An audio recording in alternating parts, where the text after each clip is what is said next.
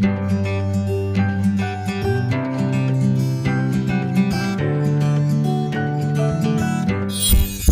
दोस्तों एवं प्यारे विद्यार्थियों, स्वागत है आपका अपने YouTube चैनल द ज्ञान कुंभ में।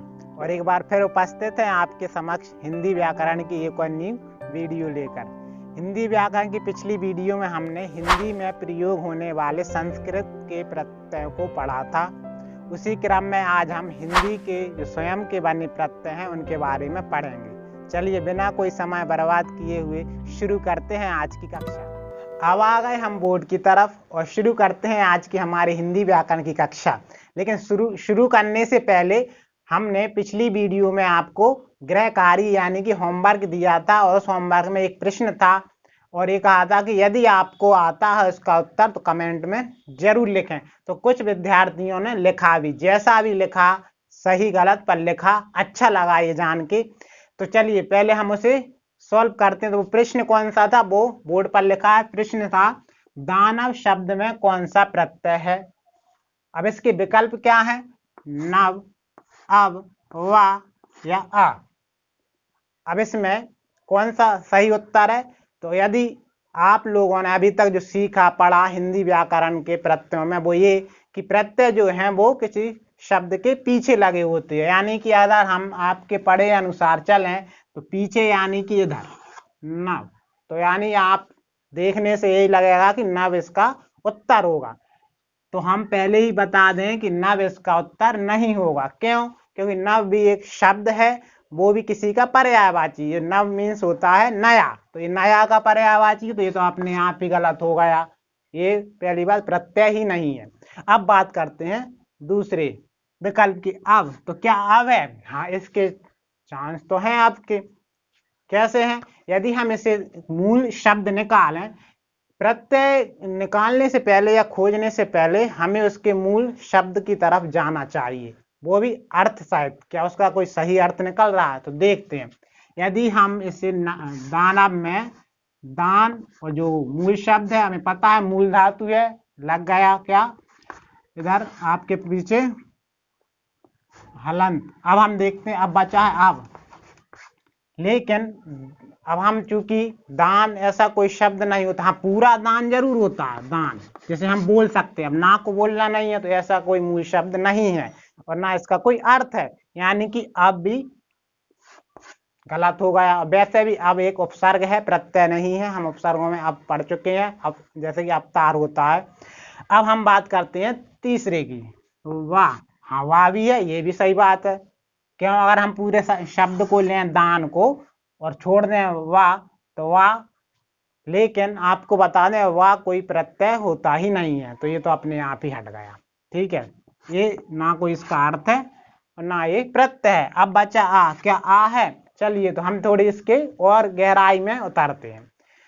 यदि हम दानव में हमने देखा कि दान, यदि इसके और करीब जाए तो दा, क्योंकि संस्कृत में दा का अर्थ तो होता है, दा एक धातु है, देना। ठीक है, लेकिन अब हम बात कर रहे हैं हिंदी के उपसर्गों की, तो इसकी कोई वैसे कोई हिंदी में इसका अर्थ तो निकलने वाला है नहीं। तो मतलब ये कि ये बना कैसे है पूरा दान शब्द, तो वो ये जिसके योग से बना है वो है अप्रत्यय। अब आप सोच रहे होंगे अप्रत्यय से कैसे हो जाए, ये तो कभी किसी ने सोचा ही नहीं, आ से कैसे हो सकता है। तो अब हम पढ़ेंगे इसी अप्रत्यय को और जानेंगे इसके नियम क्या हैं और ये कैसे लगता है और कैसे हम इसे पहचान सकते हैं। भाई सबसे सरलतम या फिर सबसे कठिन बात जो बताएं वो ये है। सरलतम इसलिए क्योंकि आप एक बार समझ जाएंगे, नियम समझ जाएंगे तो बहुत सरल लगेंगे। और कठिन ये है कि सबसे कठिन अगर कोई प्रत्यय है तो वो है अप्रत्यय। जी हाँ, क्यों? क्योंकि ये दिखता ही नहीं है। अब जो दिखता नहीं है उसे ढूंढ पाना तो मुश्किल है ना। अब बड़ी समस्या होती है। तो आ दिखता नहीं है, बस उस शब्द में वो आ छिपा रहता है। तो उसी आ को खोजने के लिए और हम सही उत्तर खोजने के लिए शुरू करेंगे आज के आ प्रत्यय से। जी हाँ, जो कि आ प्रत्यय हिंदी का पहला प्रत्यय है, शुरुआती वर्णमाला की छोटे आ से होती है।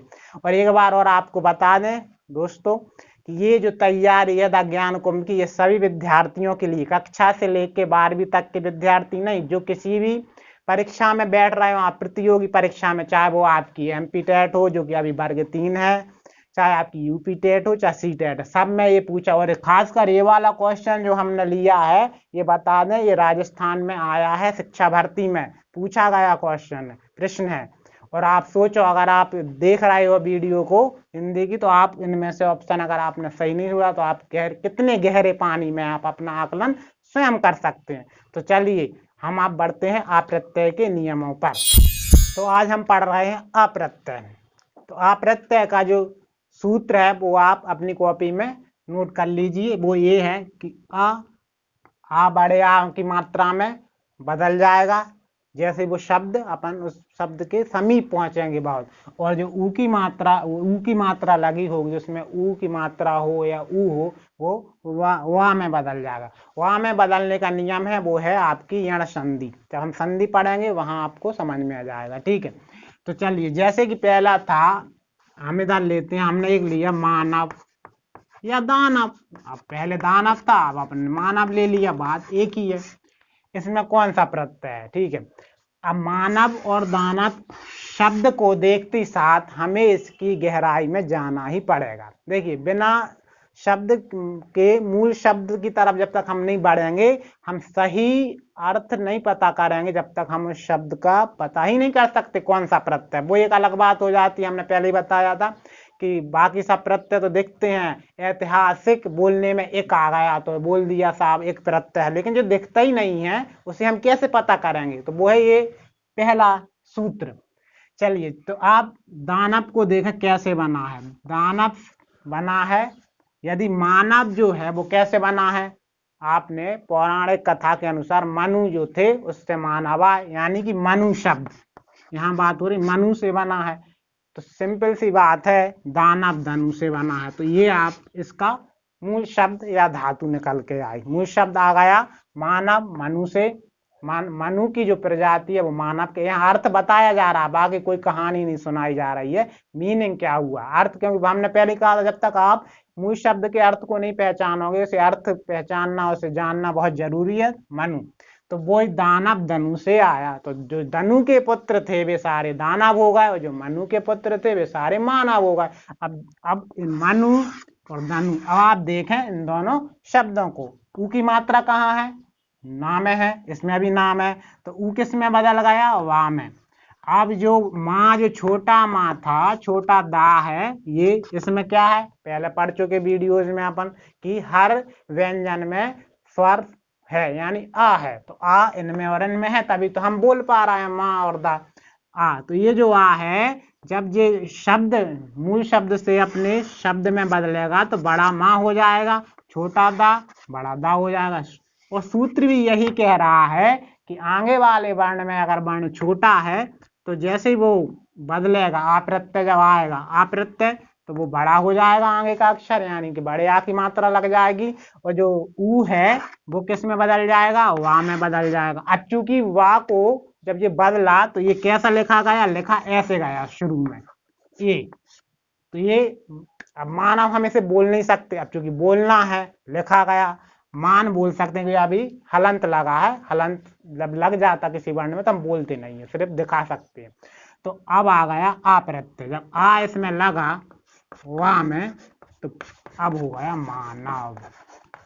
तो वा में भी आ गया, एक आ ऑलरेडी पहले से था ही, तो वो बड़े आ में बदल गया, माँ में है, दा में है। और एक जब वा में बदला, ऊ वा में बदला, तो बोलने के लिए एक और आ की जरूरत पड़ी, छोटे आ की, तो वो वा में लगा, लगने के कारण बोल पाए मानव दानव। ऐसे ही अगर हम एक शब्द यादव, उसको भी आप यादव कैसे आएगा? सिंपल सी बात है, जिसका मूल शब्द है याद नहीं है, मूल शब्द है यदु। अब यदु, अब इसका अर्थ भी है यदु, राजा यदु से बने, यादव जो यदु के वंशज हैं वे यादव हो गए। अब ये बना कैसा? जब ऊ है वा में चेंज हुआ, और छोटा या आ में चेंज हुआ, बड़े आ में, फिर वो जो आ प्रत्यय आके लगा इसमें वा में, फिर वो यादव हुआ। तो यदु इसका मूल शब्द या आपकी क्या है? मूल धातु है यदु, और उसमें लगा आ तो हो गया यादव। मधु से माधव हो गया, मगध से मागध हो गया। अब मगध में तो आपका वाह है ही नहीं, अगर हम इधर लिखें मगध, इसमें कौन सा बोला जाए, कौन सा प्रत्यय? तो आ है। कैसे है? सॉरी मगध ऐसा आएगा। मगध उसकी मूल धातु है। यदि हम इसके शब्द को तोड़े तो मगध आया कहाँ से? मगध कहाँ से आया? मगध से। मगध के जो रहने वाले हैं, मगध देश पहले था, तो वो क्या हो गया? मागध। तो वहां जो लोग रहते थे वे मागध हो गए। अब आया कैसे? वो ऐसे, जब ये जो धा जो आज हम बोल रहा है, पहले हम इसे बोल नहीं सकते थे, हलंत लगा देंगे, ठीक है। अब इसमें ऊ की जरूरत ही नहीं पड़ी, ठीक है, क्योंकि इसमें ऊ है नहीं, ऊ नहीं है तो इसमें वा भी नहीं है, लेकिन ये है तो सूत्र, इसीलिए बीच में ये लगा है, या ये सूत्र हो सकता है या ये हो सकता है, तो ये वाला सूत्र इसमें उपयोग हुआ है। बाकी आप समझ रहे हो, ये माँ बड़ा हो गया और धा बोल नहीं सकते तो आ गया आ प्रत्यय, फिर हो गया तो बोलने में आ गया मागध। मगध से बना मागध। उम्मीद है आपको ये समझ में आए होंगे अप्रत्यय का पहला नियम। अब हम पढ़ते हैं अप्रत्यय का नियम नंबर 2, और उसका जो दूसरे नियम का जो सूत्र है वो आप अपनी कॉपी में लिख लें। तो क्या है सूत्र? सूत्र है उ, औ में बदल जाएगा। पहले वाले नियम में जो छोटे ऊ की मात्रा थी वो वाह में बदल रही थी, तो वो भी साथ में चलेगा, और एक और जो नया ऊ जुड़ा है वो औ में बदल जाएगा। पहले एक ऊ की मात्रा थी, अब तो दो की है। देखते हैं, कुछ शब्द आपको बोर्ड पर दिख रहे होंगे, देखिए। अब आपसे यही पूछ लिए जाए कि इनमें कौन सा प्रत्यय है। देखिए, कौरव, गौरव और कुशल, ये बहुत से शब्द और भी हो सकते हैं, ये थोड़े उदाहरण के तौर पे हमने लिए हैं। तो आप बता सकते हैं कौरव, गौरव, कुशल, शायद बता भी दें। क्यों? क्योंकि मैंने बताया है जैसे कि हर उसमें व्यंजन में आ है, तो पीछे में सब में आ होगा, वैसे भी बता सकते हो आ होगा, अगर आपको ये ज्ञान रहे कि हर व्यंजन स्वर की सहायता से बोला जाता है। लेकिन अगर आपसे कह दिया जाए कि प्रत्यय के साथ साथ उसका मूल शब्द बता दीजिए कि कौन सा मूल शब्द है, तो शायद आप ना भी बता पाए। चलिए, तो मैंने जैसे कि पहले ही बताया आपको कि उस शब्द जो पूछा गया है, उस शब्द के मूल शब्द को निकालना है, वो भी मीनिंग, अर्थ सहित, तब हम हिंदी ग्रामर की जंग प्रत्यय की जीत सकते हैं, नहीं तो कुछ नहीं हो सकता। देखते हैं, कौरव। कौरव शब्द पहले आया कहाँ से है, इस पर हम चर्चा करें। कौरव जो है वो कुरु, इसका मूल शब्द है कुरु, ठीक है। अब एक बात और याद रखना, यदि मात्रा ऐसी लगे, यानी कि ये गोल गोल बिंदी हो, समझ जाना कि बड़े ऊ की मात्रा है। यदि मात्रा में गोल बिंदी ऐसी लगे तो समझ जाना छोटे ऊ की मात्रा है, ठीक है। तो हमें इसमें बताना है। तो ये तो हुआ मूल शब्द की बात। कुरु, कुरुवंश के जो हैं हुए वे कौरव कहलाए, जो कुरुवंश के थे। कुरुक्षेत्र, जिस क्षेत्र में वे रहते थे, जिस राज्य में वे रहते थे, कुरुक्षेत्र, वहां के वे कौरव हुए। ये तो हुआ उसका अर्थ। देखिए कौरव, अब आया कैसे, सूत्र के साथ चलते हैं।